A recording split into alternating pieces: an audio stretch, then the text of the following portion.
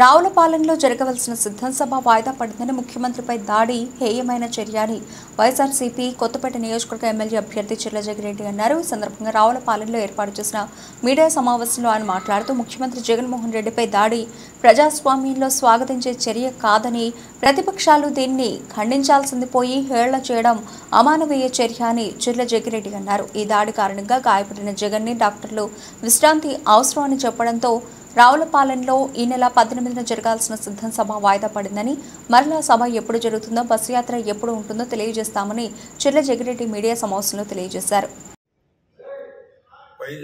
విజయవాడలో జరిగినటువంటి దాడిని ఇవాళ యావత్ రాష్ట్రంతో ఖండిస్తుంది.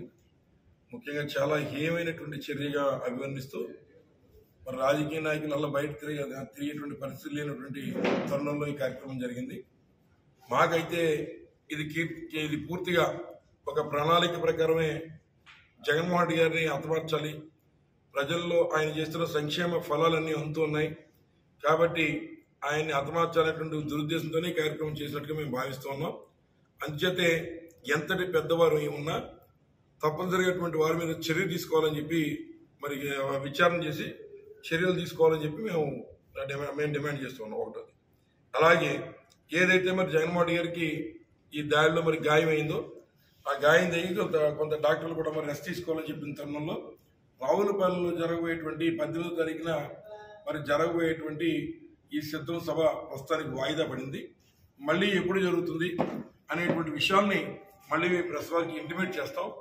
మరి ఈ రావులపాలెంలో అయితే జరిగేటువంటి సభ 18వ తారీఖున జరగట్లేదు, అది మీ దృష్టిలో పెట్టడం కోసం ఈ సమావేశం ఏర్పాటు చేయడం జరిగింది.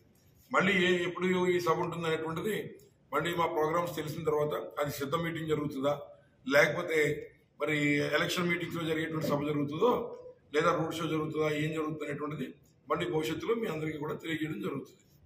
ధన్యవాదాలు.